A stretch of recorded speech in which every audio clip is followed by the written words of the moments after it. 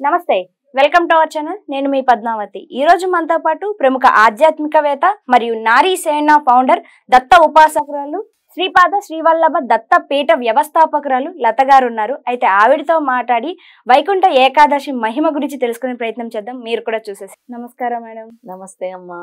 Madam, యాక్చువల్గా వైకుంఠ ఏకాదశి వస్తుంది. అయితే జనవరి 10వ తేదీన వైకుంఠ ఏకాదశి.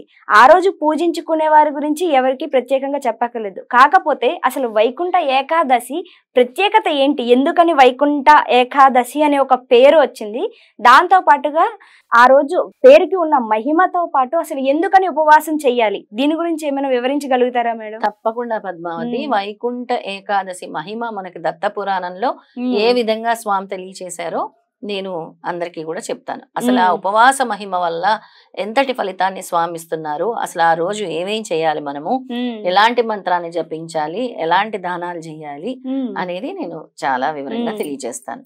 ఏకాదశి మహిమ గురించి స్వామి ఏం చెప్పారంటే, అది పద్మనాభుడికి ఇష్టమైన రోజు, అంటే విష్ణుమూర్తికి చాలా ఇష్టమైన రోజు.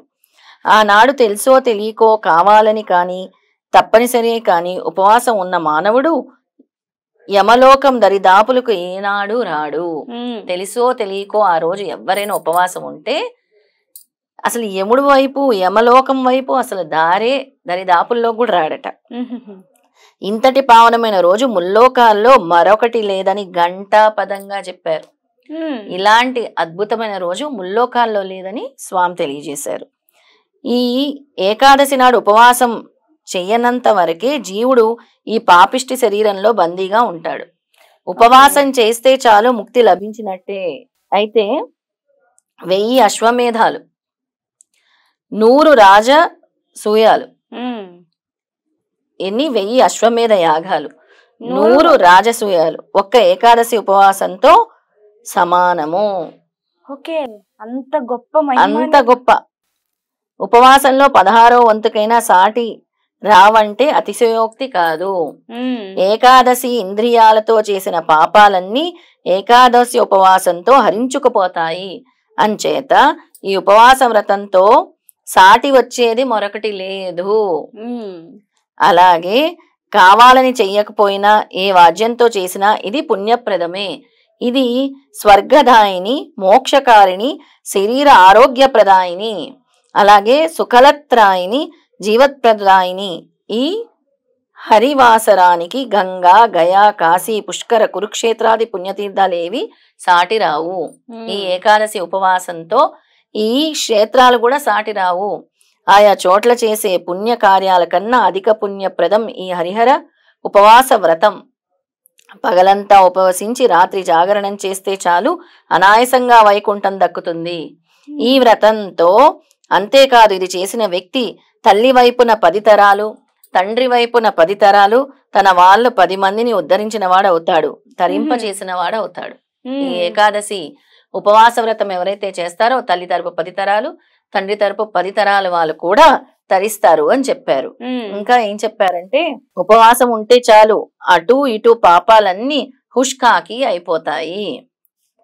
ఉపవాసం ఉండటంతో పాటు హరిహర వాస పుణ్యతీర్థ స్నానం చేసి హేమ భూ గో వస్త్ర తిలాది దశదానాల్లో, అంటే గోదానం, భూదానం, వస్త్రదానం, తిలాదానం అంటే నువ్వుల దానం, ఏ ఒక్కటి చేసినా ఇక చెప్పేదేముంది, సర్వలోక సుఖాలు ఇహలోకంలోనే అనుభవిస్తాడు. అంటే ఆశ్చర్యం లేదు. ఆయు ముగిశాక వైకుంఠ పట్టణవాసం ముమ్మాటికి తథ్యం.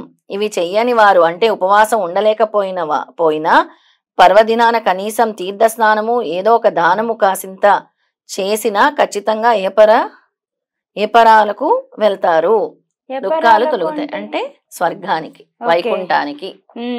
ఏపరలోకాలంటే వైకుంఠానికి అని అర్థం. అలాగే వైకుంఠ ఏకాదశి రోజు ముఖ్యంగా ఎవరైతే తులసి చెట్టుని తీసుకొచ్చి ఇంట్లో నాటుకుంటారో చాలా మంచిది.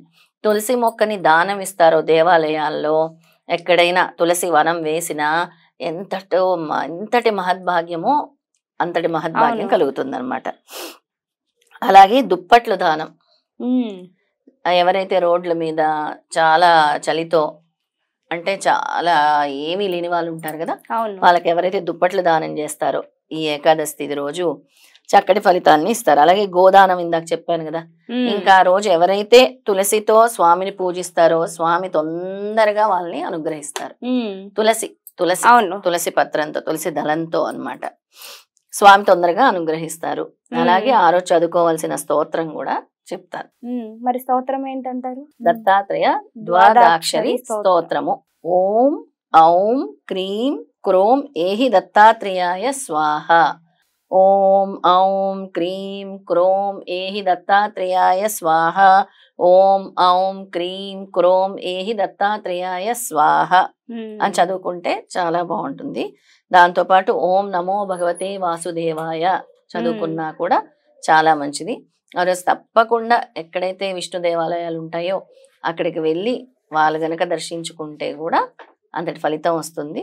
ఆ రోజు మరీ మాకు బీపీలు షుగర్లు ఉన్నాయి, మేము ఉపవాసం ఉండలేము అంటే కొన్ని అంటే ద్రవ్య పదార్థాలు, పాలు, ఫ్రూట్స్ తీసుకొని ఉపవాసం చేసినా కూడా ఉంటుంది.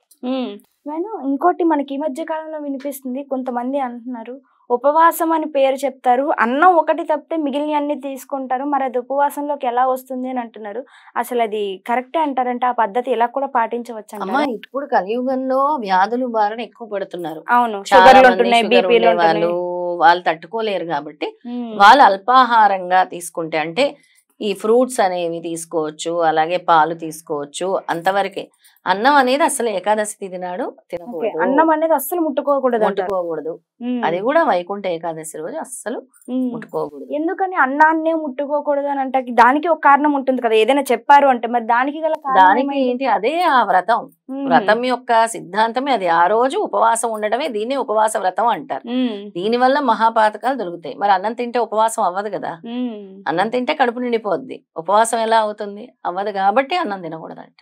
అమ్మ, ఇంతవరకు మనం వైకుంఠ ఏకాదశి రోజు అసలు ఎందుకు ఉపవాసం ఉంటారో తెలుసుకున్నాం. అయితే ఇప్పుడు దేవుడికి పూజ జరిగిన తర్వాత అసలు ఏ నైవేద్యాన్ని అర్పించడం వల్ల ఇంకాస్త శీఘ్రంగా దేవుడికి మన అనుగ్రహం దొరుకుతుందంటారు? అసలు ఏమైనా ఇప్పుడు గురువుతో సమానం కాబట్టి దత్తాత్రేయ స్వామి చదువుతున్నాం కాబట్టి ఎల్లో కలర్ అరటిపళ్ళు పెట్టొచ్చు నైవేద్యంగా. అరటిపళ్ళు పెడితే చాలా మంచిది. ఫ్రూట్స్ విషయంలోకి వస్తే ఎలాంటివైనా పెట్టుకోవచ్చు మనం.